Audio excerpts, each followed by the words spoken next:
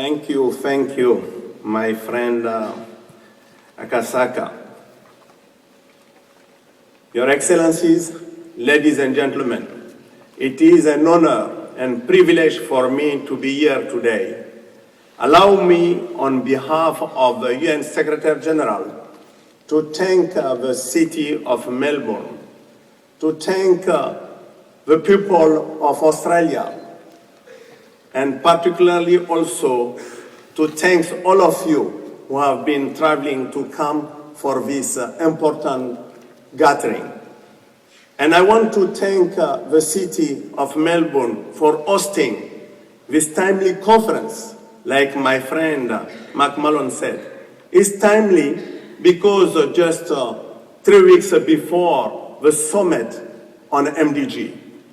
It is very important to have you here, people who are representing the voice of the voiceless. I want to say that MDG is not just a goal, it is a movement. We are uniting the world together. It is not just about a number. I remember just a few months ago, traveling in the northern part of Uganda, meeting a young girl, 13 years old. She was kidnapped by one of the worst barbaric rebel groups. She was raped. She found herself in a rehabilitation trauma center managed by an NGO. And when I met her, I realized that she was pregnant and HIV positive. When I was about to leave her, she told me, why me? What I did do to deserve what is happening to me today. And I think that is the call for MDG, because it is a call for peace. It is the call for making sure that we have an inclusive society. It is a call for health for those innocent people who are just lacking all type of support. But allow me to just say that the AIDS story is a story about outrage. It is a passionate call for social justice, for redistribution of opportunity. 3 decades ago, you were at the few people. I'm just thinking about these activists, the movements you have been generating. You were there, where nowhere were there. You were there asking to your government, pressurizing, asking to research groups to make sure that we can break the conspiracy of silence around this disease. It's you who have been able to help us to negotiate the price of the drugs.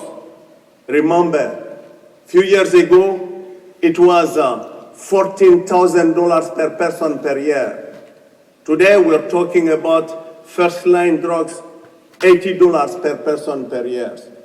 This is a social transformation which would have never happened without your activism, without your commitment for public health.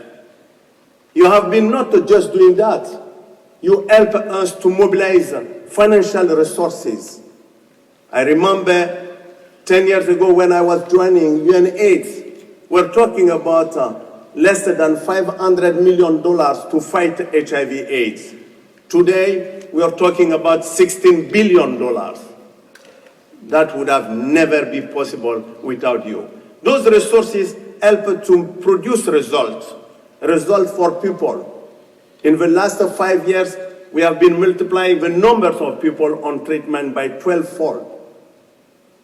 From less than 500,000 people, we have more than 5 million people on treatment today. We have been reducing the new infection by 17%, averted 400,000 new infections in Africa alone. I just came from Papua New Guinea, where I was observing with a lot of interest what was happening there.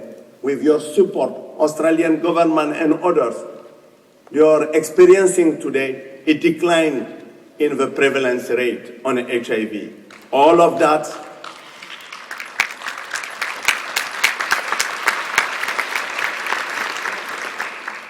I want to say this meeting is a very important meeting, and I'm so happy that Akasaka and their team and yourself have been working hard to make it possible, because we know that it's impossible to reach the MDGs goals without having an inclusive governance system. You help us to change that system. Today, you're almost in every single policy debate. You're involved. You're influencing the decision. You're making sure that the policies are defined to have the poorest segment of the society needs in the centers of what we are doing.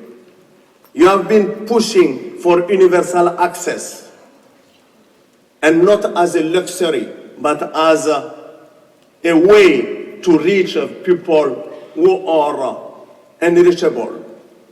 In the most remote areas, your delivery system you have been putting in place help us when the government is not capable to reach those people who are criminalized, those people who are hiding themselves, who are going underground because of their social status, or because for what they are or who they love. You have been able, with your delivery system, to create alternative service delivery system, to expand the implementation of programs to reach those people. I want to say that it is time to harness the passion and the expertise you have been developing during the last 30 years. You're the only disease which has been able to create a social movement is HIV. But it's time to take AIDS out of isolation. It's time to use this energy to build a bridge, to make sure that at least we have integration with others' goals. It is not possible to deal with AIDS alone and to feel that we will achieve a Millennium Development Goals. We need to use all these resources, energy, to leverage and produce broader health and development outcome. The MDG 2, 3, 4, 5, 6 are an indivisible set.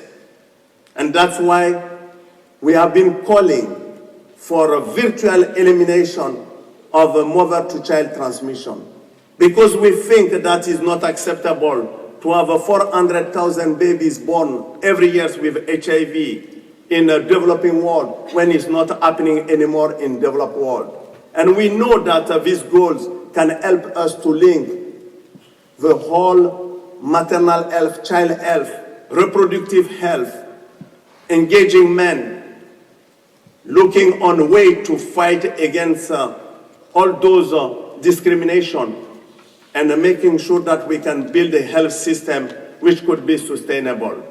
We want also integration between TB and HIV, because we know that it is two diseases, but it is only one life. That will bring value for money, cost effectiveness, and it will help us to produce the result we are all expecting at a lower cost. And that is the beauty of what we are trying to achieve. And the Secretary General, a joint action plan for maternal health is exactly the sort of a cross-cutting initiative we at UNAIDS have embraced. Our vision is very